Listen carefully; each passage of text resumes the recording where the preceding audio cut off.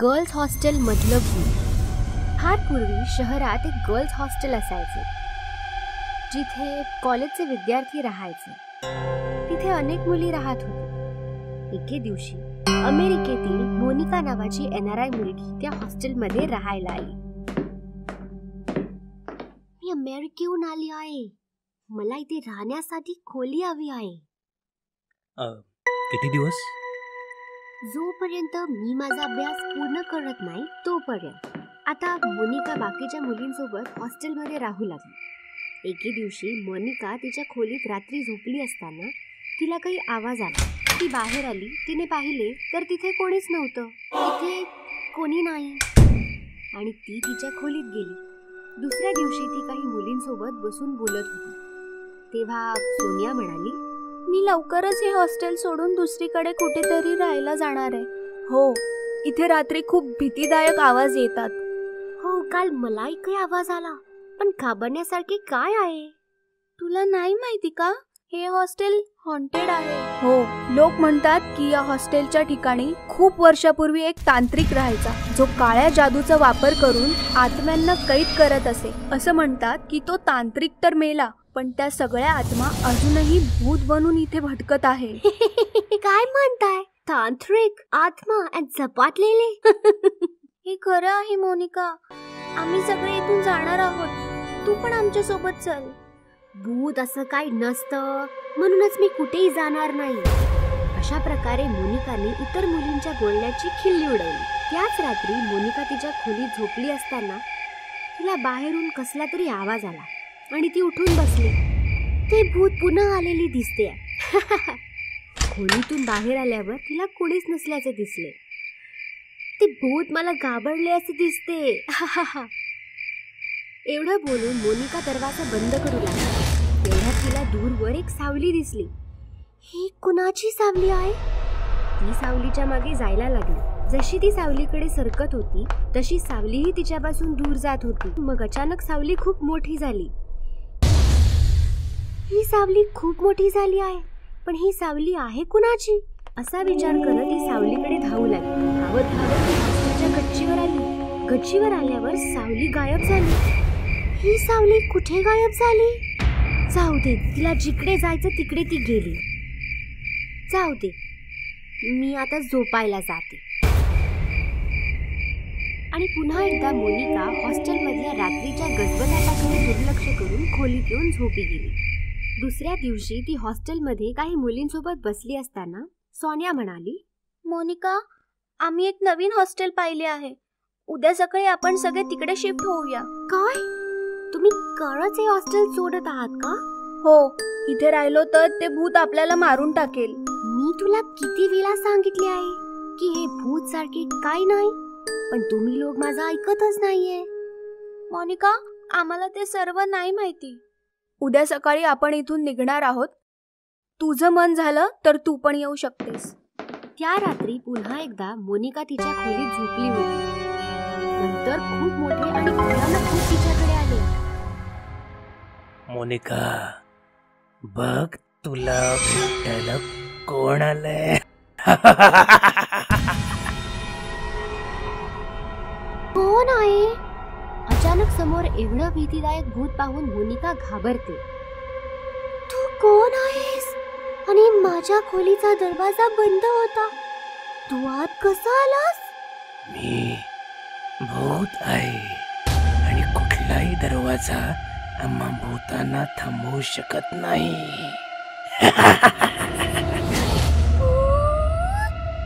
2 दिवसांपासून मी तुला हे पटवून देत आहे की तुम्हा माणसांप्रमाणे आम्ही भूत पण खरेच असतो, पण तू आमची थट्टा करतेयस. म्हणून मी ठरवलं की आज तुला भूतांना भेटवतो. प्लीज प्लीज मला काही नका करू. प्लीज प्लीज मला जाऊ द्या. Please let me go please. भूताने मोनिकाचा हात पकडला आणि तो तिला घेऊन गायब झाला. भूत मोनिकाला जमिनीच्या खाली असलेल्या एका गुहेत घेऊन गेला. माझ्या घरी स्वागत आहे. मला सांग, तुला काय हवंय? वाघाचं रक्त की माणसाची खोपडी? नो, मला काहीच नको आहे. प्लीज मला जाऊ द्या. Please let me go please. मराठीत बोल. डोनाल्ड ट्रम्पची भाजी. माझ्याकडून खूप मोठी चूक झाली आहे. मी मानते की भूत असतात. असं कसं? मोठ्याने बोला. जशी माणसं आहेत तशीच भूतही आहेत. जशी माणसं आहेत तशीच भूतही आहेत. असेच भूत मोनिकाला घाबरवत राहिला. काही वेळाने मोनिका भीतीने बेशुद्ध पडली. मी हिला धडा शिकवला असं दिसतंय. त्यानंतर सकाळी मोनिकाला जाग येताच ती तिच्या खोलीत असल्याचे तिला दिसले. भूत भूत, या हॉस्टेलमध्ये भूत आहे. मला इथे राहायचं नाही. ती हॉस्टेलच्या खोलीतून बाहेर आली. तिथे सोनिया, राणी आणि बाकीच्या मुली आहेत. सोनिया, मला पण घेऊन जा. या हॉस्टेलमध्ये खरंच भूत आहे. पण तुझं सामान? मला काही नको आहे. फक्त मला इथून बाहेर काढा. त्यामुळे हॉस्टेल हॉन्टेड असल्याची मोनिकाची खात्री पटली आणि ती तिचं सामान तिथेच सोडून पळून गेली. मित्र बनला भूत ही घटना आहे पुण्यातील. आयुष पुण्याच्या DK पाटील कॉलेजमध्ये फर्स्ट इयरला होता. त्याचं 12वी पर्यंतचं सर्व शिक्षण DK पाटील कॉलेजमधूनच झालं होतं. आयुषला IAS बनायचं होतं आणि त्यासाठी तो कॉलेजच्या लायब्ररीत दिवस रात्र अभ्यास करत असे. एक दिवस आयुषने लायब्रेरियनला विचारलं, टाइम्स ऑफ इंडिया कुठे आहे? मला सापडत नाहीये. बहुतेक कोणीतरी घेऊन गेलं असेल. आयुषला आश्चर्य वाटलं, कारण त्याच्याशिवाय कॉलेजमध्ये दुसरं कोणी टाइम्स ऑफ इंडिया वाचणारे नव्हते. आयुषने दुसरे वर्तमानपत्र घेतले आणि आपल्या जागेवर जाऊन तो बसला. तितक्यात त्याचं लक्ष त्याच्या बाजूला बसलेल्या मुलाकडे गेलं. तो टाइम्स ऑफ इंडिया वाचत होता. आयुषने त्याला विचारलं, IAS ची तयारी करतोयस का? होय. तुझं नाव काय आहे? मेहुल. मी फर्स्ट इयर शिकतोय. अरे, आपण तर क्लासमेट्स आहोत. पण तुला याआधी नाही पाहिलं. 12वी पर्यंत कुठे शिकलास? याच कॉलेजमध्ये होतो. मी पाहिलंय तुला. काय बोलतोस काय? मी तर तुला नाही कधी पाहिलं. अशा प्रकारे दोघेही खूप गप्पा मारू लागले. त्यांच्यात मैत्री झाली आणि आता ते दिवस रात्र एकत्र लायब्ररीत येऊन वाचन करू लागले. एक दिवस आयुष कॉलेज कॅन्टीनमध्ये त्याची मैत्रीण नेहा आणि वरुण सोबत होता. काय लायब्ररीत दिवस रात्र अभ्यास करतोस? एकट्याला कंटाळा नाही का येत? मी एकटा थोडी असतो. माझ्यासोबत मेहुल देखील असतो. कोण मेहुल? अरे, तो जो माझ्या शेजारी बसतो. अगं, आपलाच क्लासमेट आहे. माझ्यासोबत प्रत्येक लेक्चर अटेंड करतो. मी तर तुझ्यासोबत कुठल्या मेहुलला नाही पाहिलं. काय बोलतेस काय? थांब, मी आत्ताच त्याला बोलवतो. आयुषने मेहुलला फोन लावला, पण त्याचा फोन स्विच ऑफ येत होता. आयुषला टेन्शन आलं. नेहा त्याला म्हणाली, ठीक आहे बाबा, असेल कोणी मेहुल. असे माझं लक्ष मेहुलवर नाही, वरुणवर आहे. असं म्हणत नेहाने वरुणला मिठी मारली आणि आयुषला देखील मोकळं वाटलं. एकदा रात्री आयुष आणि मेहुल लायब्ररीत अभ्यास करत होते. खूप रात्र झाली होती. लायब्रेरियनला झोप आली आणि तो आयुषला म्हणाला, आयुष, आता लायब्ररी तूच सांभाळ. मी निघतो. तुझं झालं तर खाली शिपायाला टाळं लावायला सांग. लायब्रेरियन निघून गेला आणि आयुष मेहुल सोबत पुस्तक वाचण्यात गुंग झाला. वाचता वाचता आयुषचं लक्ष मेहुलच्या पुस्तकांवर गेलं. तेव्हा त्याला धक्काच बसला, कारण त्याचं पुस्तक कोरं होतं. आयुषने मेहुलचं पुस्तक हिसकावून घेतलं. त्या पुस्तकांची पाने पलटली तर त्यावर एक अक्षर देखील नव्हते. पुस्तक तर पूर्ण कोरं आहे आणि तू गेल्या 2 महिन्यांपासून हे पुस्तक घेऊन बसलायस. अरे, चक्कर काय मित्रा? असं म्हणत आयुषने आपल्या बाजूला पाहिले तर मेहुल तिथे नव्हता. ते पाहून आयुष घाबरला. मेहुल, कुठं अदृश्य झालास? नेहा पण म्हणत होती तिने मेहुलला कधी पाहिलं नाही. लायब्ररियन पण लायब्ररीची जबाबदारी माझ्यावर सोपवून गेलाय. तो मेहुलला सुद्धा बोलू शकला असता. या लोकांनी मेहुलला कधी पाहिलं नाहीये का? मेहुल खरंच नाहीये का? हे पुस्तक, मेहुलचे अचानक गायब होणं, हे सर्व काय आहे? अचानक लायब्ररीची लाईट गेली आणि आयुष अजूनच घाबरला. त्याने डोळे बंद केले आणि लाईट येण्याची वाट पाहू लागला. अचानक लाईट आली आणि आयुष खुश झाला. त्याने डोळे उघडले. पाहतो तर काय, त्याच्या बाजूला मेहुलचं भूत बसलेलं होतं. मेहुल, हे सर्व काय आहे? मेहुल नाही, मेहुलचं भूत. आणि तू हे जे काही पाहतोयस त्यालाही दुसरं तिसरं कोणी नाही, तूच जबाबदार आहेस. मी काय केलं? तू माझं आयुष्य उद्ध्वस्त केलंस. आठव 1 वर्षापूर्वीची 12वीची परीक्षा. तू एका मुलाला कॉपी करताना पकडलं होतंस. हे ऐकून आयुष 1 वर्ष मागे गेला. तेव्हा त्याला बायोलॉजीच्या परीक्षेचा दिवस आठवला. सर, हा मुलगा कॉपी करतोय. ए चल, उभा राहा. Sir, sorry, extremely sorry sir. 2 मिनिटाच्या आत इथून बाहेर निघ, नाहीतर HSC एक्झाम मधून रस्टिकेट केलं जाईल. तुला माहितीये का, एक्झाम हॉल मधून बाहेर आल्यावर मी काय केलं तुला कसं कळणार? तू तर पेपर लिहिण्यात बिझी होतास. मी बिल्डिंग वरून उडी मारून जीव दिला आणि आता तुला मारायला आलोय. हे बघ मेहुल, मान्य आहे, चूक माझी आहे. पण तू पण चुकीचा होतास. कॉपी करत होतास. चीटिंग चुकीचीच आहे ना? नाही, आता मी जे करणार आहे ते चुकीचं आहे. हे ऐकून आयुष घाबरला. काय करणार आहेस तू? मेहुलने आयुषचा गळा पकडला आणि त्याने त्याला खिडकीतून बाहेर फेकून दिलं. आयुष लायब्ररीच्या 5व्या मजल्यावरून पडून मरून गेला आणि मेहुल खिडकीतून त्याला बघून हसू लागला.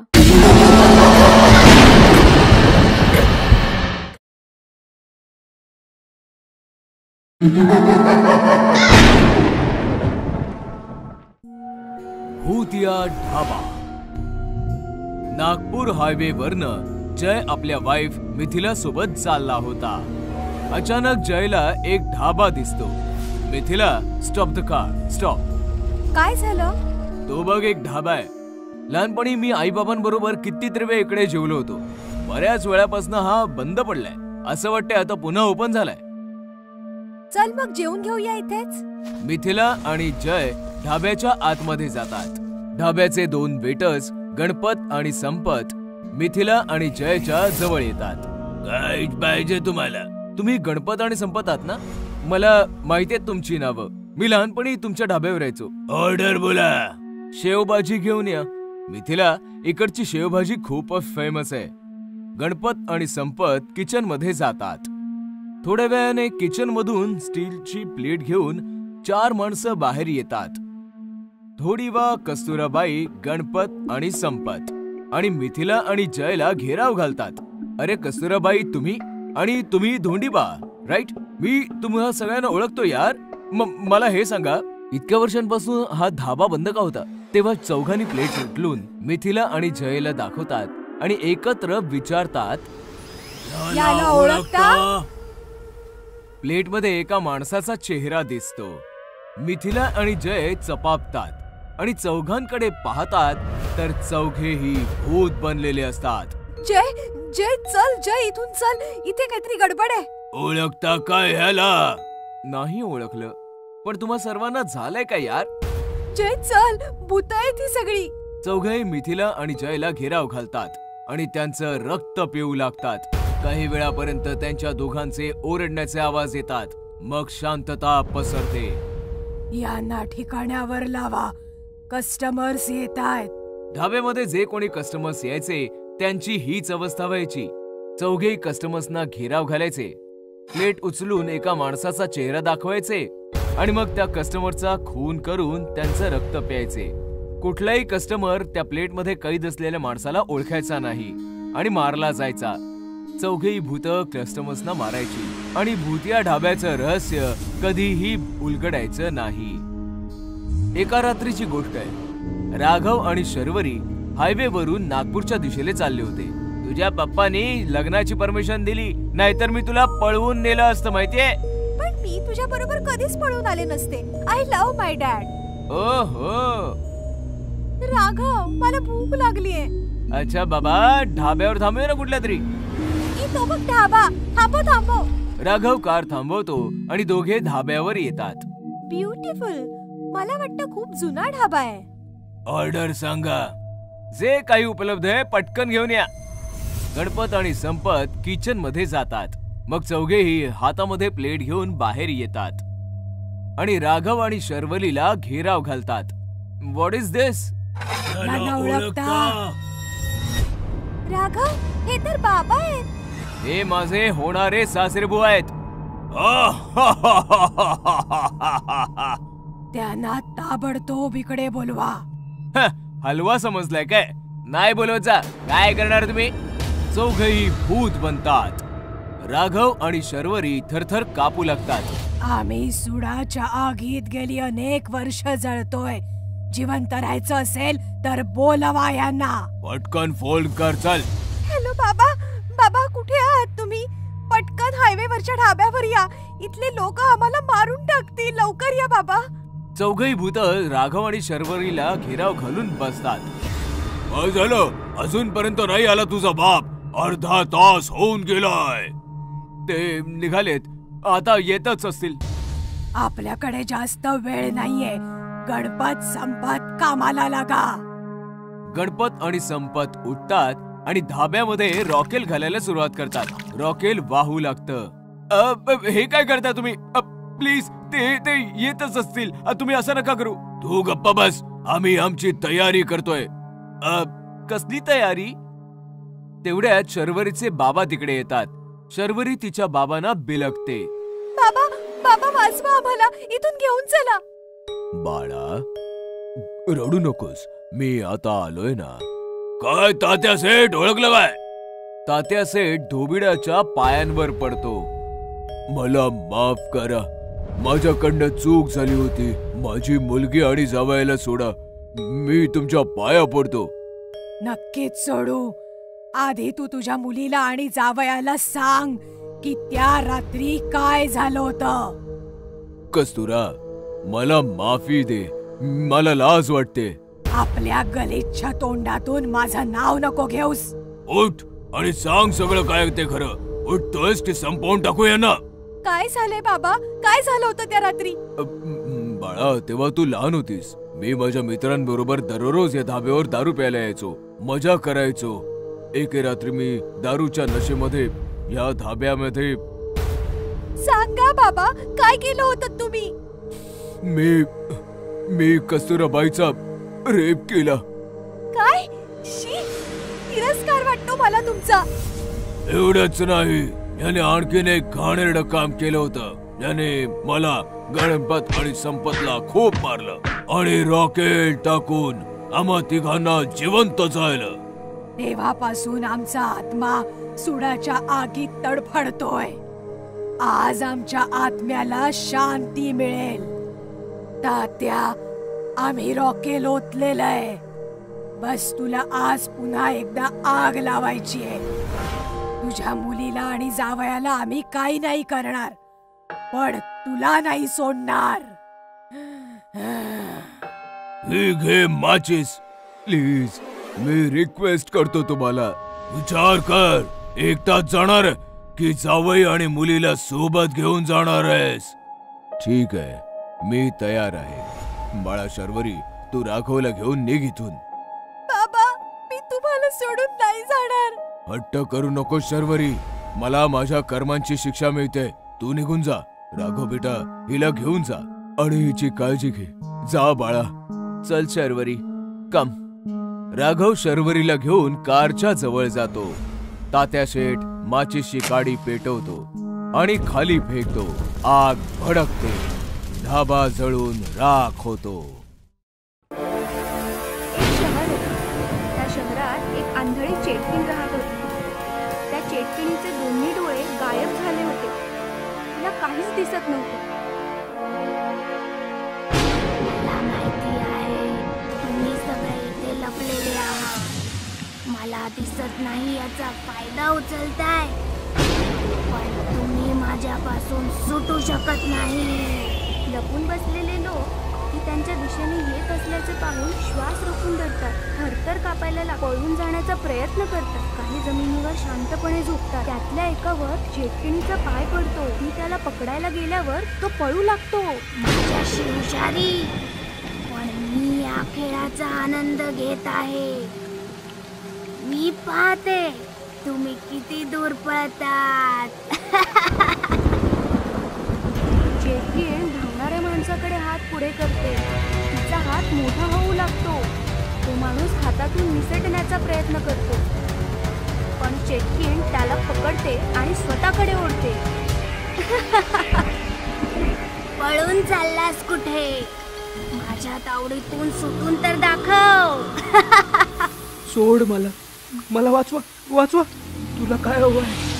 तू मला का पकडलायस? सगळ्यात आधी मी तुझे डोळे काढीन आणि स्वतःला लावीन, आणि मग तुला घरी नेऊन खाईन. चेटकिण त्या माणसाचे दोन्ही डोळे माणूस वेदनेने ओरडू लागतो. चेटकिण ते डोळे स्वतःला लावतो. अरे वा, तुझे डोळे तर मस्त आहेत. मी अगदी स्पष्टपणे पाहू शकते. चल, माझ्या जेवणाची वेळ झाली आहे. चल घरी जाऊ. चेटकिण त्या माणसाला पाठीवर घरी घेऊन येते आणि खाऊन टाकते. चेटकिण तिच्या डोळ्यांनी पाहू शकत होती, परंतु एक समस्या होती. तिने लावलेले डोळे 24 तासच काम करायचे. 24 तासांनी डोळे खराब व्हायचे आणि चेटकिण पुन्हा आंधळी व्हायची. मग काय, आंधळी चेटकिण मग बाजारात यायची आणि माणसांचे डोळे फाडून पुन्हा नवीन डोळे लावायची. चेटकिणीची दहशत संपूर्ण मार्केटामध्ये पसरली आणि दुकानदारांनी मार्केट बंद करण्याचा निर्णय घेतला.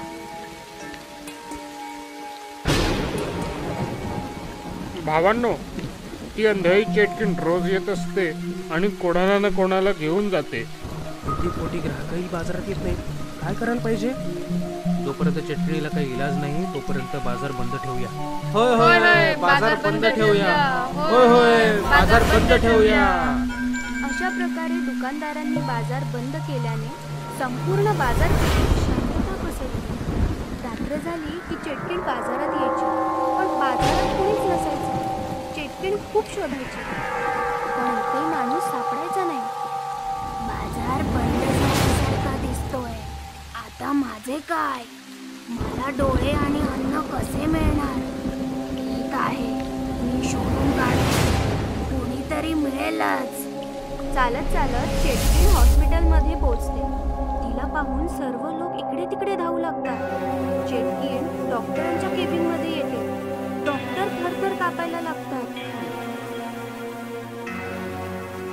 काय हवंय तुम्हाला? मला तुझे डोळे हवे आहेत, असं म्हणत चेटकिण डॉक्टरला पकडते. मला सोड. मी तुला सोडले तर डोळे कसे मिळतील? मी देतो तुला डोळे. मी डोळ्यांचाच डॉक्टर आहे. अरे ठीक आहे, मी रोज येईन. मला 2 डोळे आणि 1 पेशंट खायला हवा आहे. जर माझ्याशी दगाबाजी केली तर माझ्यापेक्षा वाईट कोणी नाही. ठीक आहे, मला सोड. चेटकिण डॉक्टरांना सोडते. डॉक्टर चेटकिणीला 2 डोळे देतात आणि चेटकिण पेशंटला पाठीवर घेऊन निघून जाते. अशा रीतीने चेटकिण रोज डॉक्टरकडे यायची. डॉक्टर पेशंटचे डोळे काढून चेटकिणीला लावायचा आणि पेशंट त्या चेटकिणीच्या हवाली करायचा. एके दिवशी डॉक्टरांचा शास्त्रज्ञ मित्र डॉक्टरांकडे येतो. डॉक्टर, मला मृत्यूनंतर माझे डोळे तुमच्या हॉस्पिटलमध्ये दान करायचे आहेत. त्याची औपचारिकता पूर्ण करण्यासाठी मी इथे आलो आहे. हो, तुम्ही इथे का आलात? तुम्ही तुमचे डोळे दुसऱ्या हॉस्पिटलमध्ये दान करा. काय झालं डॉक्टर? तुम्ही अस्वस्थ दिसताय. डॉक्टर शास्त्रज्ञाला चेटकिणीबद्दल सांगतात.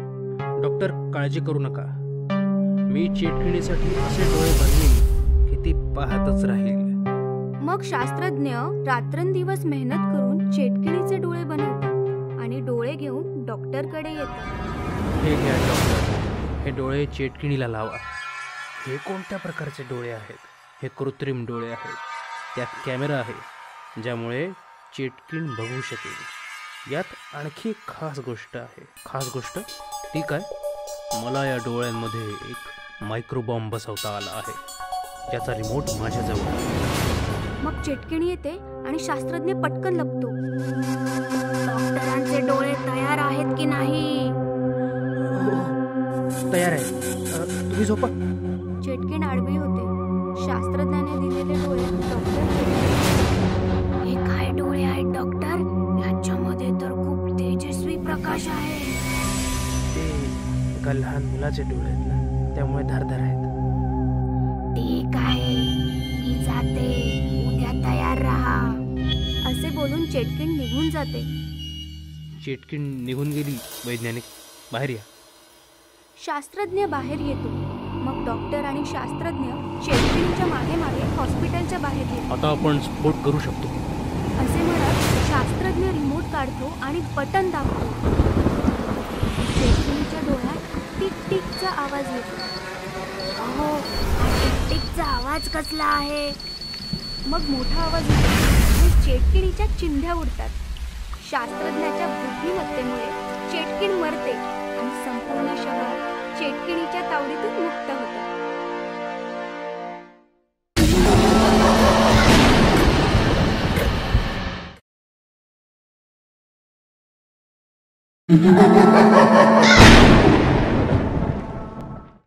इंग्रजी हडळ. ही कहाणी आहे इंग्लंडच्या लंडन शहराच्या जवळ असलेल्या छोट्याशा गाव पॅरिपोनाची. पॅरिपोना घनदाट जंगल आणि डोंगरांनी वेढलेलं एक सुंदर गाव होतं. जशी परदेशी माणसं भारत फिरायला येतात तशीच भारतीय लोक सुद्धा परदेश बघायला जातात. असेच काही मित्र लंडन बघण्यासाठी पहिल्यांदा इंग्लंडला गेले. त्यांच्यामध्ये राजू पण होता. उंच उंच डोंगरांवर फिरणं आणि घनदाट जंगलांमध्ये रात्रभर निशाचरासारखं फिरणं राजूला खूप आवडायचं. 15 दिवस राजू मित्रांसोबत लंडन फिरत होता. त्यांनी एक गाईडही केला होता. तो त्यांना शहराची माहिती देत होता. 15 दिवसातच राजू लंडन फिरून खूप बोर झाला. यार माधव, मी खूप बोर झालोय यार. चल ना डोंगरात आणि जंगलांमध्ये जाऊया, धमाल करूया, मजा येईल. मी तर एक गाव पण सर्च केलंय. जास्त दूर नाहीये पॅरिपोना. पॅरिपोनाचं नाव ऐकताच तो इंग्रजी गाईड दचकला. न्यू न्यू पॅरिपोना न्यू. आता याला काय झालं यार? म्हणजे हा आता आपल्याला पॅरिपोना नाही फिरवणार? नाही यार, याने तर आधीच सांगितलं होतं ना हा शहराच्या बाहेर नाही जाणार म्हणून. आणि पॅरिपोना तर अजिबातच नाही. असं काय आहे पॅरिपोनामध्ये? डोंगर आणि घनदाट जंगलांनी वेढलेलं एक सुंदर गाव आहे. याचं सोडा, तुम्ही तरी याल ना माझ्यासोबत? नाही यार, आतापर्यंत फक्त शहरच फिरलोय. या शहराची चव चाखणं अजून बाकी आहे. तुला कळतंय ना? पॅरिपोना विषयी राजूच्या मनामध्ये अजूनच उत्सुकता निर्माण होऊ लागली आणि तो एकटाच ट्रेन मध्ये बसून निघून गेला. जेव्हा तो निघाला तेव्हा रात्र होती. पॅरिपोनाला पोहोचला तेव्हा खूप रात्र झाली होती. चारी दिशांना काळे काळे डोंगर आणि घनदाट जंगल होतं आणि मधोमध होतं पॅरिपोना. हे पाहताच राजूचं मन सुखावून गेलं. अरे वा, फार मजा येणार आहे. कारण की गावकरी थकून भागून जेवून आता आराम करत असतील नाही. रात्रभर जंगल आणि डोंगरांचा आस्वाद घेतो, सकाळी सकाळी गावात जाईन. राजूने टॉर्च काढला आणि जंगलात फिरू लागला. जंगलामध्ये भयंकर श्वापद होती, पण राजूला सवय होती स्वतःला वाचवत जंगलामधनं चालत चालत डोंगराच्या माथ्यावर पोहोचला. राजूला तहान लागली होती खूप आणि त्याच्याजवळ पाणीही उरलं नव्हतं. उफ, थकलो रे बुवा. हा डोंगर जरा जास्तच टफ आहे. इथे कुठे पाणी मिळालं असतं ना तर फार बरं झालं असतं. असं म्हणताच राजू टॉर्च फिरवू लागला की अचानकपणे अंधारात एका कोपऱ्यात बसलेली म्हातारी दिसली आणि राजू घाबरला. कोण आहे? कोण आहे तिकडे? डोंट वरी, मी सॅनिट आहे. इथेच डोंगरावर राहते. तुला पाणी पाहिजे ना? पाण्याचं नाव ऐकताच राजू धावत पळत त्या म्हातारीकडे गेला आणि तिच्याकडनं पाणी घेऊन त्याने प्यायला. तुम्हाला मराठी पण येतं? हो, तुझ्यासारखे बरेच इंडियन्स येतात. मी त्यांचे प्रश्न ऐकून ऐकून मराठी शिकले. प्रश्न ऐकून? खूपच थंडी आहे ना, विस्की पिणार का तू? हे ऐकून तर राजूच्या मनात गुलाब फुलू लागले. हो नक्की पिन. मग ये माझ्या मागे. राजू सॅनिटाच्या मागे मागे एका झोपडीमध्ये गेला, ज्याचं छत नव्हतं.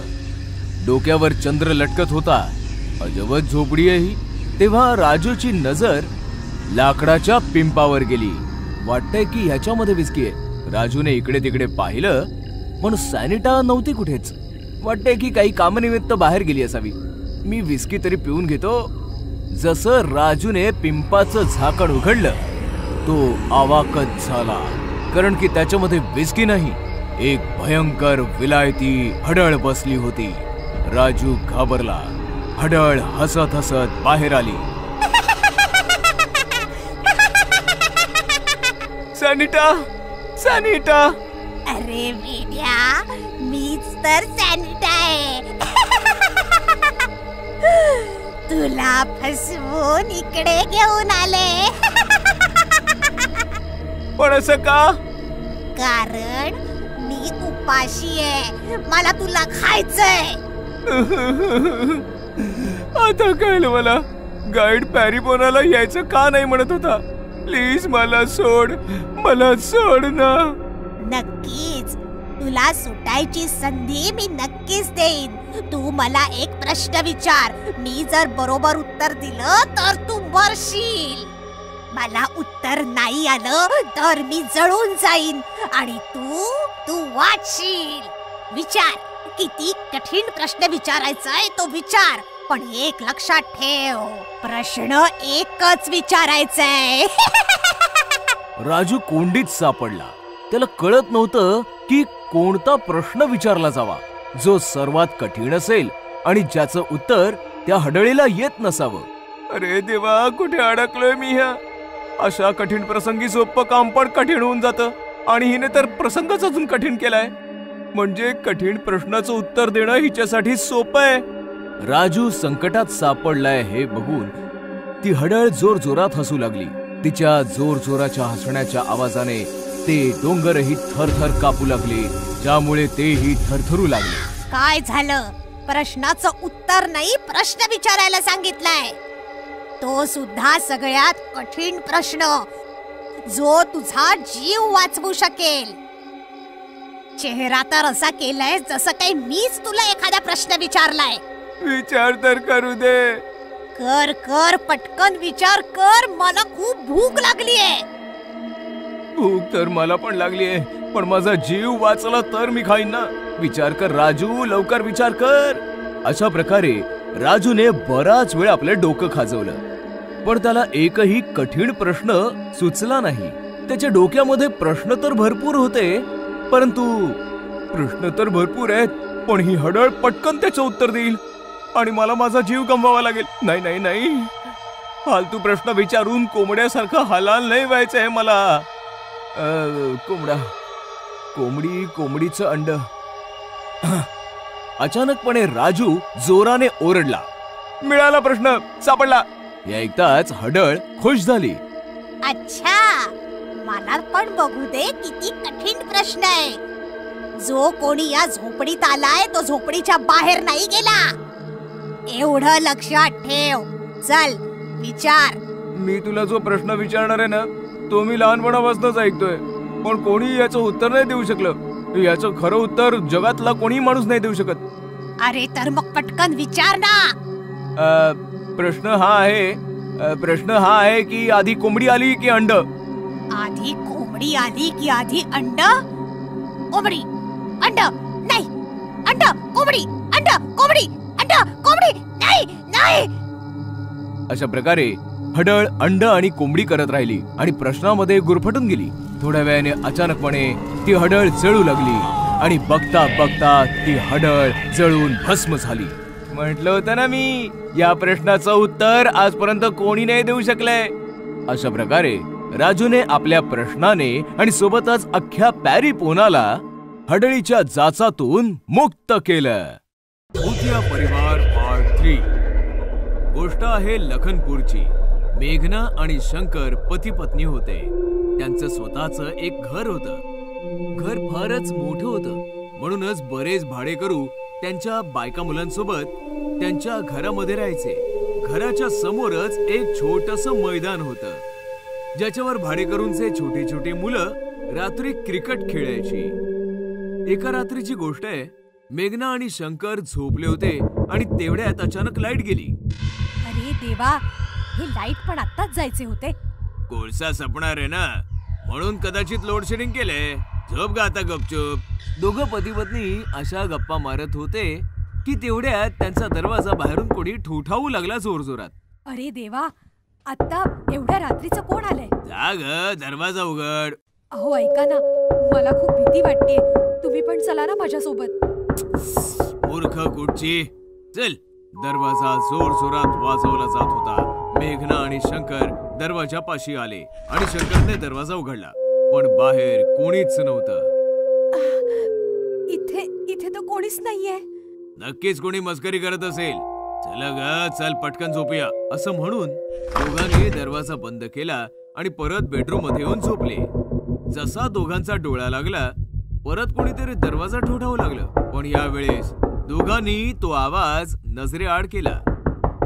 दुसऱ्या दिवसाची सकाळ झाली आणि जसा मेघनाने दरवाजा उघडला, एक कुटुंब सामानासह वरांड्यात बसलं होतं. मेघनाला पाहताच एक माणूस, एक बाई आणि एक छोटंसं बाळ उठून उभं राहिलं. अहो ताई, आम्ही फार लांबून आलोय. ही आहे माझी पत्नी, हा माझा बाळ. आम्हाला भाड्यावर रूम पाहिजे होती. एकही खोली रिकामी नाहीये. हा, एक खोली आहे, पण त्यात आमचं सामान आहे. ते आम्ही काढू नाही शकत. तिथे तुम्ही राहू शकाल? हो चालेल ना. आम्हाला कुठे आलिशान घरात राहायची सवय आहे. जंगलातूनच तर आलोय आम्ही. म्हणजे गप्प बस, काही बरळत असते. ताई, हिचं असं म्हणणं आहे की आम्ही खूप छोट्या जंगली भागात आलोय. मग मेघनाने त्यांना रूम दाखवली. रूमची अवस्था फारच खराब होती. बरंच सामानही तिकडे भरलेलं होतं, पण त्या परिवाराने ती रूम पसंत केली आणि भाडं घेऊन मेघना तिकडनं निघाली. मेघना रांगोळीचं सामान घेऊन आली आणि अंगणामध्ये रांगोळी काढू लागली. जसं तिने चिमटीमध्ये रांगोळी घेऊन जमिनीवर टाकली, ती रांगोळी जमिनीवर पडलीच नाही. कळलंच नाही कुठे गायब झाली. मेघना प्रत्येक वेळी रांगोळी सोडत होती आणि रांगोळी जमिनीवर पडण्याच्या आधीच गायब होत होती, कारण की मेघनाचे नवे भाडेकरू रूम मध्ये बसून ती रांगोळी खेचून खात होते. आई, हे काय आहे? खूपच टेस्टी आहे. मानवी दुनियेतलं मीठ आहे बहुतेक. मेघनाने जवळपास 5 किलो रांगोळी सोडली आणि ती सर्वच्या सर्व रांगोळी भाडेकरूंनी खाल्ली. आणि जसं त्यांचं पोट भरलं, सर्वांच्या जीवात जीव आला आणि बघता बघता तिथंही मानवी शरीर सोडून भयानक भूत बनले. हे होतं शिकारीच्या शोधामध्ये जंगलातून शहरात आलेलं भूतिया कुटुंब.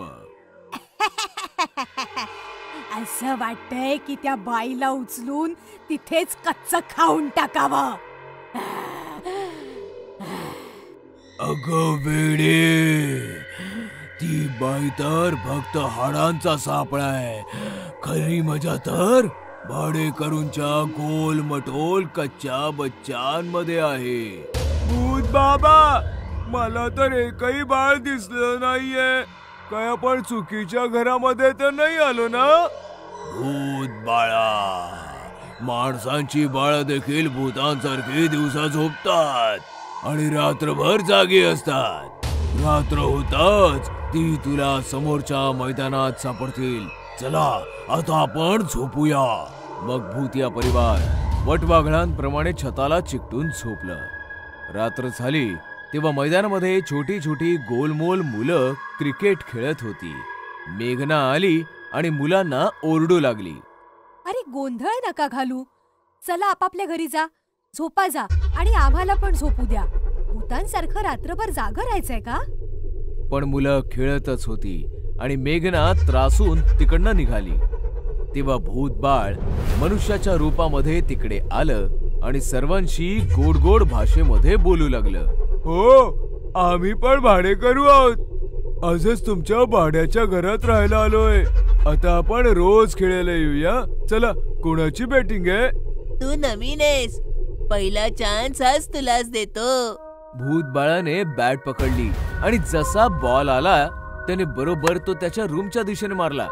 बॉल सरळ खिडकीच्या आतमध्ये गेला. एक मुलगा बॉल घ्यायला रूमच्या दिशेने गेला. त्याने दरवाजा ठोठावला. जसा दरवाजा उघडला त्याने समोरचं दृश्य बघून त्याची शुद्ध सरपली, कारण की समोर भूतनी उभी होती. भूतनीने त्या मुलाला थेट आतमध्ये खेचलं आणि दरवाजा बंद केला. बाकीची मुलं चिंतातूर झाली. अरे, हा राजू अजून बॉल घेऊन का नाही आला? भूत या बाळाचं उत्तर तयारच होतं. कळलं मला, तो जंगली रसमलाई खात असेल. ते काय ना, बॉल माझ्याच घरामध्ये गेलाय. नक्कीच राजूला माझ्या आईने थांबवलं असेल जंगली रसमलाई खाण्यासाठी. जंगली रसमलाई? हो, खूपच स्वादिष्ट असते. चला, आपणही सगळे खाऊन येऊया, नंतर खेळूया ना. हो, चला चला. भूत बाळ सर्वांना घेऊन त्याच्या रूमच्या दिशेने आलं आणि त्याने दरवाजा ठोठावला. आतमध्ये भूतिया आई राजूला संपवून भूतासोबत रेडी होती. पटकन तिने दरवाजा उघडला आणि सर्व मुलांना आतमध्ये खेचलं. भूत बघून सर्व मुलं घाबरली आणि ती किंचाळू लागली. गप्पा बसा, नाहीतर मी खाऊन टाकेन. सर्व मुलं भीतीपोटी शांत झाली. भूत बाळ पण त्याच्या त्या खऱ्या रूपात आलं आणि विचारू लागलं, या सर्वांना इथेच खायचंय ना? नको, जंगलात घेऊन जाऊन खाऊया. हे चुकीचंय. तुम्ही दोघांनी राजूचा आस्वाद घेतला. मी भुकेला शिकार घेऊन आलो, तर आता माझ्याशीच. भूत बाळा, राजूला मी नाही, तुझ्या भुक्कड आईने खाल्लंय. आणि भूत बाळा, आपलं आता इथे राहणं ठीक नाही. लोक सतर्क होतील, त्याच्या आधीच आपल्याला यांना जंगलात न्यायला हवं. मग काय, भूतिया परिवाराने सर्व मुलं उचलली आणि खिडकीतनं उड्या मारत वर आकाशातनं जात जात जंगलाच्या दिशेने उडून गेले.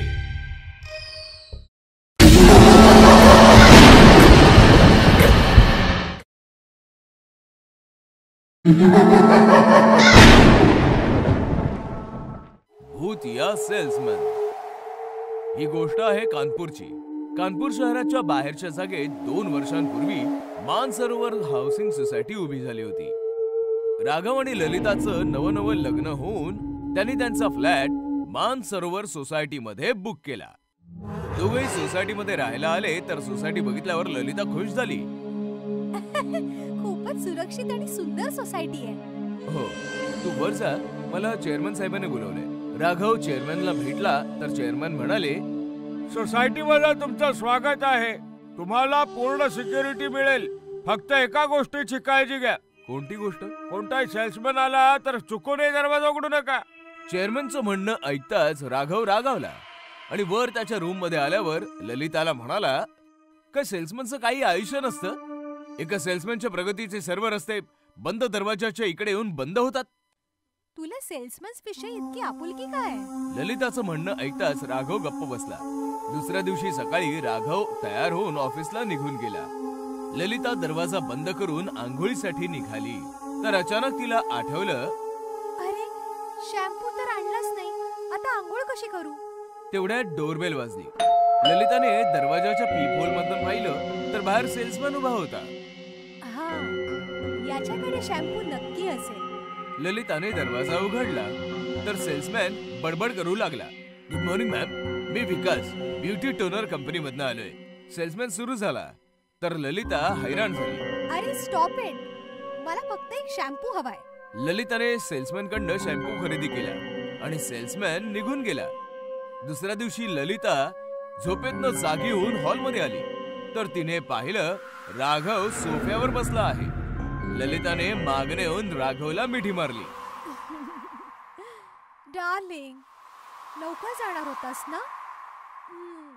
गेला का नाहीस? अचानकपणे ललिताला काहीतरी जाणवलं. झटक्यात ती मागे गेली. कोण आहेस तू? सोफ्यावर बसलेला माणूस मागे वळला तशी ललिता घाबरली. तो राघव नाही, सेल्समॅन होता. तू पाठीमागून राघव सारखा दिसतोस. तू तू आत कसा आलास? नक्कीच राघवने दरवाजा उघडा ठेवलाय. दरवाजा तर बंद होता. तर मग तू आत कसा आलास? जो दरवाजा एकदा माझ्यासाठी उघडला जातो तो पुन्हा बंद नाही होत. सेल्समॅन जोरजोरात हसू लागला आणि हसता हसता एका भयंकर भूतात परिवर्तित झाला. भूताला समोर पाहताच ललिता जोरात किंचाळली. काय हवंय तुला? बोल, काय हवंय तुला? बोल. बदला. या सोसायटीने माझा जीव घेतलाय. आता मी हिला बर्बाद करेन. एक एक करून सगळ्यांना मारून टाकेन.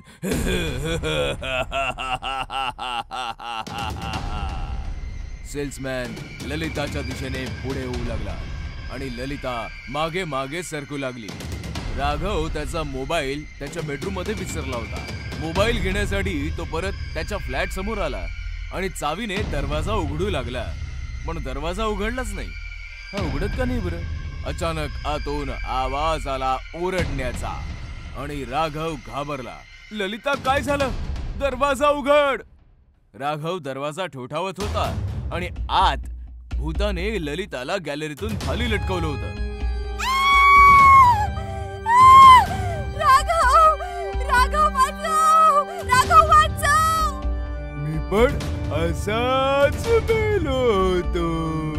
आता तू पण अशीच.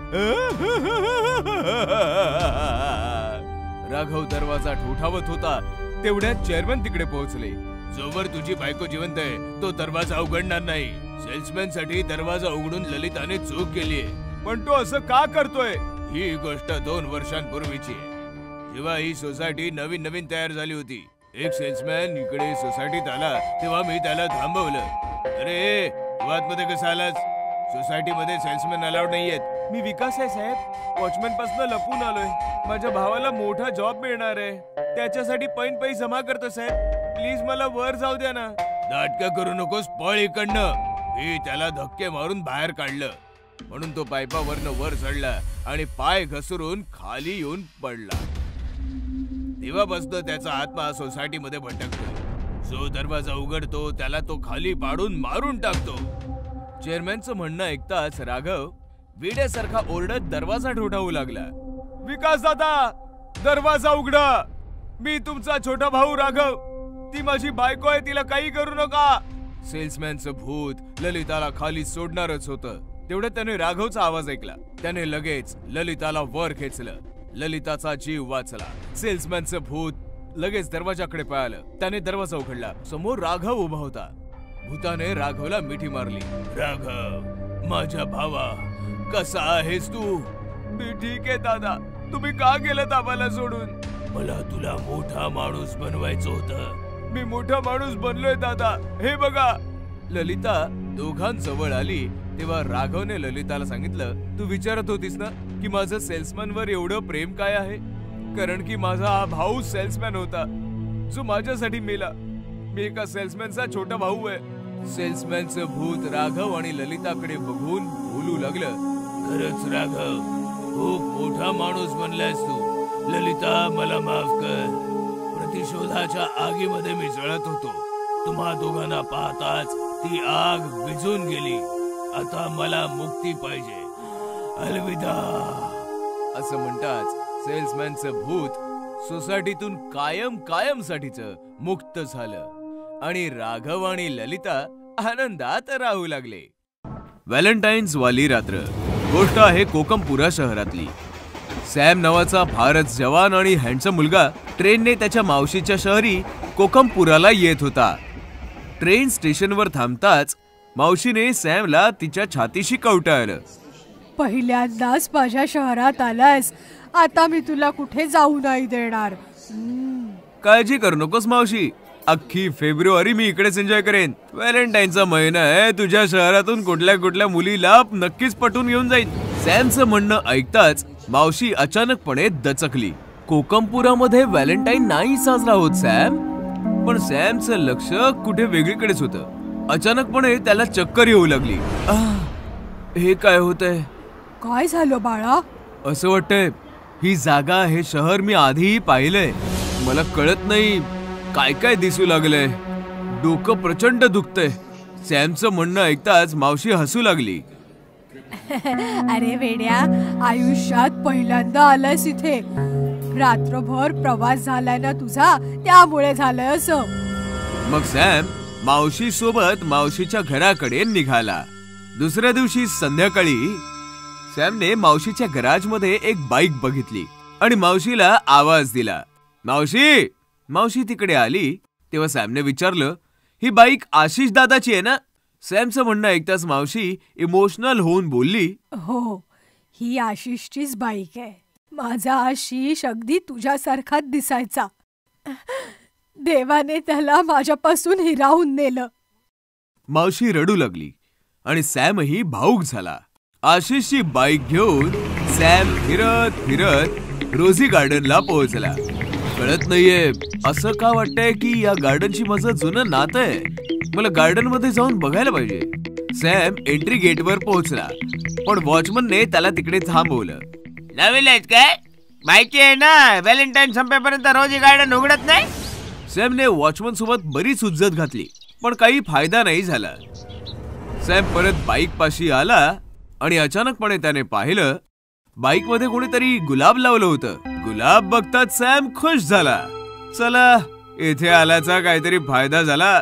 रात्रभर सॅम गुलाबाचा वास घेत विचार करत होता की हे गुलाब अखेर कोणी ठेवलं असावं. तेवढ्यात त्याला गुलाबामध्ये एक चिठ्ठी मिळाली. चिठ्ठीमध्ये लिहिलं होतं, सॅम, उद्या संध्याकाळी रोझी गार्डन मध्ये भेट. दुसऱ्या दिवशी संध्याकाळी सॅम रोझी गार्डनला पोहोचला पण वॉचमनला पाहिल्यावर त्याला पुढे जायची हिंमतच झाली नाही. कळत नाहीये या शहराला व्हॅलेंटाईन्स पासून काय अलर्जी आहे. तेवढ्यात अचानक त्याचा हात कोणीतरी मागून खेचला आणि त्याने पाहिलं एक मुलगी त्याला मागणं खेचत बाजूच्या रस्त्याने त्याला गार्डन मध्ये घेऊन चालली आहे. गार्डन मध्ये आल्यावर दोघेही थांबले. थोडा श्वास घेतल्यानंतर सॅमने बघितलं मुलगी फारच सुंदर आणि मॉडर्न होती. ओ, तर तू आहेस जिने बाईक मध्ये गुलाब आणि गुलाबात लेटर सोडलं होतं. मी आहे शर्वरी, तुझ्या मावशीच्या शेजारच्या बंगल्यात राहते. परवा तुला येताना बघितलं आणि बघता क्षणी तुझ्यावर फिदा झाले. मला तुला सांगायचं यार, किती हँडसम आहेस तू खरंच. असं म्हणताच शर्वरीने सॅमला प्रपोज केलं आणि अशा प्रकारे दोघांची लव्ह स्टोरी सुरू झाली. व्हॅलेंटाईन्सच्या दर संध्याकाळी दोघेही लपत छपत रोझी गार्डन मध्ये भेटू लागले. किस डेची संध्याकाळ होती. बराच वेळ गप्पा मारल्यानंतर शर्वरीने अचानकपणे सॅमला किस केलं आणि म्हणाली, उद्या व्हॅलेंटाईन्स डे आहे. उद्या आपण कायमचे एकमेकांचे हो. उद्या रात्री उशिरा ये आणि आशिषचा कोणताही शर्ट घालून ये, समजलं? शर्वरीच्या किसमुळे सॅम त्याचं सर्वस्व हरवून बसला होता. अर्धी रात्र संपली होती. सॅम आशिषच्या रूम मध्ये त्याचा शर्ट शोधत होता. मावशी तिकडे आली आणि तिने सॅमला पाहिलं. नक्कीच काहीतरी गडबड आहे. फिरण्याच्या निमित्ताने उशिरा घरी येतो आणि आता हे, मला याला बाहेर जाण्यापासून थांबवलं पाहिजे. सॅम, सॅम, काय करतोयस? चल निघ इथून. सॅमने मावशीकडे बघितलं. त्याचं वागणं बदललं होतं. तो एकदम भयानक बनला होता. बाजूला हो आई, आज मला कोणीही थांबवू शकत नाही. हा. सॅमने मावशीला धक्का दिला आणि मावशी एका भिंतीवर जाऊन आदळली आणि बेशुद्ध पडली. आशिषचा एक शर्ट सॅमने घेतला आणि दरवाजा बंद करून मावशीला एका रूम मध्ये बंद केलं. व्हॅलेंटाईन्सची रात्र होती. सॅम आशिषचा शर्ट घालून गार्डन मध्ये शर्वरी सोबत बसला होता. तो आता पूर्णपणे नॉर्मल होता. मला हे सांग की तू आशिष दादाचा शर्ट का आणायला सांगितलास? कारण मी तुला माझ्या जगात घेऊन जायला आले आशिष. शर्वरी अचानकपणे भयानक भूतनी झाली. सॅम प्रचंड घाबरला होता. घाबरू नकोस आशिष, मी शर्वरी, तुझी प्रेमिका. आठव जरा, 20 वर्षांपूर्वीची ती व्हॅलेंटाईन्सची रात्र. आपण इथे दोघंच बसलो होतो. तेवढ्यात संस्कृती रक्षक बनून काही गुंड इथे आले आणि आपल्याला मारून टाकलं. तू तर सॅम बनून दुसरा जन्म घेतलास, पण मी तुझी वाट बघत राहिले, फक्त तुझी वाट पाहत राहिले. हे काय करतेस तू? हे कोण आहेस तू? शर्वरीच्या भूताने सॅमचे दोन्ही हात पकडले आणि त्याच्या कपाळावर किस केले. अचानकपणे सॅम शांत झाला. मग शर्वरीने सॅमला आलिंगन दिलं आणि तिच्या नखांनी त्याचा गळा चिरून त्याला मारून टाकलं. अशा प्रकारे शर्वरीने दुसरा जन्म घेणाऱ्या तिच्या व्हॅलेंटाईनला मारून व्हॅलेंटाईन्सच्या रात्रीच कायम साठी त्याला तिच्या जगात बोलावलं. नवरी बनली डायन पार्ट 2. गोष्ट आहे अमेठीची. मालती तिचा जवान मुलगा रघु सोबत राहायची. मालती विधवा होती आणि तिने एकटीनेच रघुचं पालन पोषण केलं होतं. तरी पण रघुला मालती आवडत नव्हती. याच गोष्टीमुळे मालती दिवस रात्र दुःखी असायची. कुठे चाललायस रघु? मी कुठेही जाईन, तुला त्याचं काय? तू तुझ्या लिमिट मध्ये राहा. खरं तर मालती रघुची खरी आई नव्हती, ती सावत्र आई होती. रघु 5 वर्षांचा होता तेव्हा त्याची आई वारली आणि त्याच्या बेवड्या बापाने मालतीशी लग्न करून तिला घरी आणलं. पती बेवडा होता, पैशांची चणचण होती, म्हणूनच सुरुवातीला मालतीने रघुचं फार पालन पोषण नाही केलं. याच गोष्टीचा फायदा उचलून रघुच्या आत्याने रघुचे कान भरले. रघु बाळा, खीर आणले, चल खाऊन घे. आई आई ग, माझा पोरगा किती वाळून गेलाय. सावत्र आई नक्कीच जेवायला देत नसणार. काय करणार, सावत्र आया असतातच तशामुळे. पिक्चर मध्ये बघितलंय ना, सांभाळून राहा त्या जखिणीपासनं. आत्या सतत विष कालवत राहिली आणि काही दिवसातच रघुला मालतीचा तिरस्कार वाटू लागला. कमकुवत बेवड्या बापाचं एकदा निधन झालं आणि रघु मालतीपासनं खूप दुरावला. पण मालतीचं रघुवर तिच्या जीवापाड प्रेम होतं. तिने चहाचं दुकान उघडून रघुचं पूर्ण पालन पोषण केलं. हळूहळू परिस्थिती बदलली, पण रघु मात्र काही बदलला नाही. तो मालतीचा तिरस्कारच करू लागला. याच आठवणी आठवून मालती रडत होती आणि तेवढ्यात रघुचा फोन आला. मालती फोनवर रघु सोबत बोलली तर ती हैराण झाली, कारण की रघु कोण्या मुलीसोबत लग्न करून आला होता. तेव्हा रघुची आत्या आली. अगं मालती, आपला रघु बायकोला घेऊन येतोय. नुसती बघत उभी काय राहिलीस? नव्या नवरीच्या स्वागताची तयारी कर. मालतीने काही न सांगता पटापट सगळ्या तयारी केल्या. दरवाजाच्या मधोमध तांदळाने भरलेलं एक मापटं ठेवलं. गृहप्रवेशाच्या सर्व तयाऱ्या झाल्या. अर्ध्या तासानंतर रघु त्याची बायको घेऊन आला. बायको खूपच सुंदर होती. बाळा, हे मापटं ठेवलंय ते उलाट आणि आधी. आत्या आणि रघु गप्पा मारण्यात दंग होते, तर मालती मुलीचा गृहप्रवेश करण्यात. नवरीने तिचा उजवा पाय उचलून मापट्याच्या दिशेने वळवला तर तिचा पाय बघून मालतीचं डोकं चक्रावलं.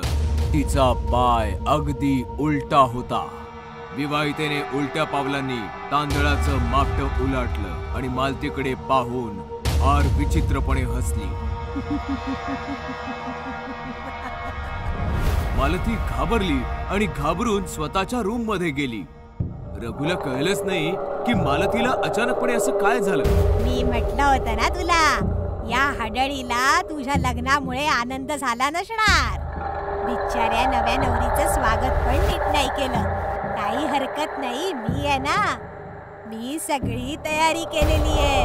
चल बाळा, तुझ्या खोलीत चल. आत्या नवरीला घेऊन निघाली आणि रघु तिथेच उभ्या उभ्या मालतीच्या रूमकडे रागाने पाहू लागला. अर्धी रात्र उलटली होती. मालती तिच्या रूम मध्ये फार टेन्शन मध्ये होती आणि तेवढ्यात आत्या तिकडे आली. अगे स्वार्थी बाई, नव्या नवरीला तिथेच सोडून पळून आलीस तू? त्या मुलीशी लग्न करून रघुने चांगलं नाही केलं. ती मुलगी नाही, हडळ आहे. हडळ आहे ती. आता तर तू हेच म्हणणार. तुझा प्लॅन फसलाय ना आता. कोणता प्लॅन? तुझ्या भावाच्या मुलीला रघुच्या गळ्यात बांधायचं होतं ना तुला.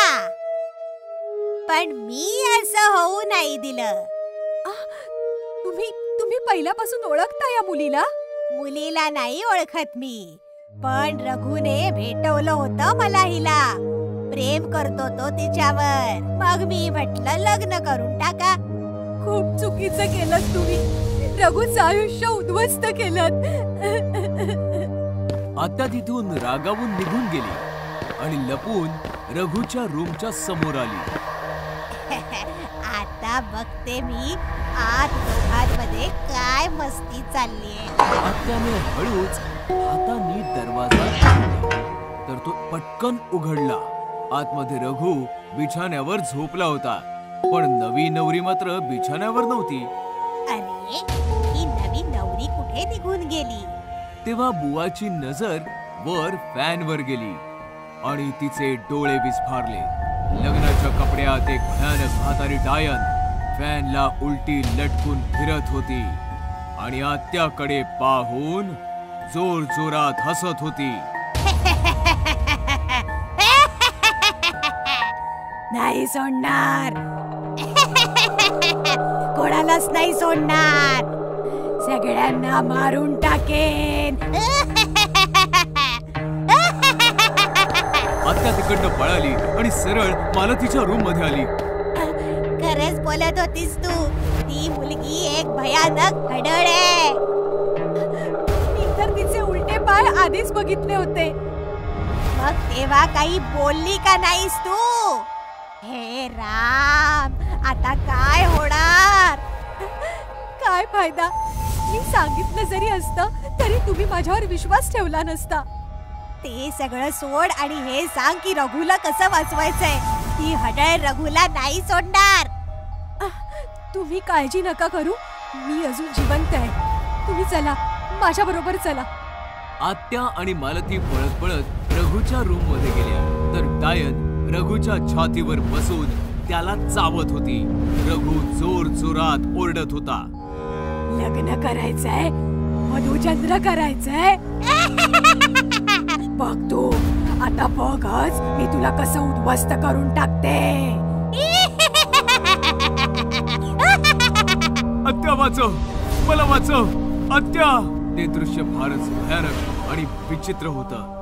आत्या ते दृश्य बघून मागे झाली आणि रूमचा दरवाजा बाहेरनं बंद करून स्वतःच्या घरी पळाली.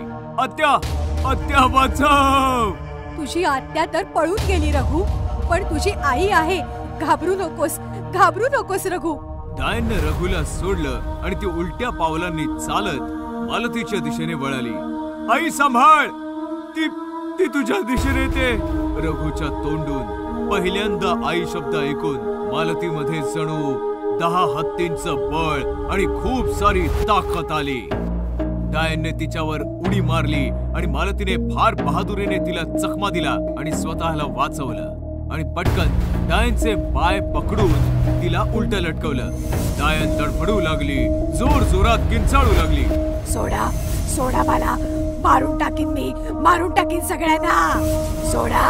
रघु, रघु पळून जा. रघु पळून जा. रघु, सुरी घेऊन ये, सुरी घेऊन ये रघु. नाही आई, मी तुला सोडून कुठेच नाही जाणार. नाही बाळा, पळून जा. मी हिला आता आणखी नाही सांभाळू शकत. हडळीची ताकद तिच्या पायांमध्ये असते. मला हिचे पाय कापून टाकायचे. हे ऐकताच डायन अजून जोरात किंचाळली. पाय कापू नकोस, पाय नको कापूस माझे, पाय नको कापूस. रघुला समजलं आणि आत्याने बाहेरून बंद केलेला दरवाजा आतून तोडून एक सुरी घेऊन आला. रघुने पटकन डायनचे दोन्ही पाय कापले. डायन कोण्या जनावरासारखी जोरात किंचाळली आणि शांत झाली. डायन मेली होती. मालतीने पटकन डायनचं शरीर जमिनीवर सोडलं. रघुने पटकन त्याच्या आईला मिठी मारली आणि माय लेक हमसून हमसून रडू लागले. रघु, रघु.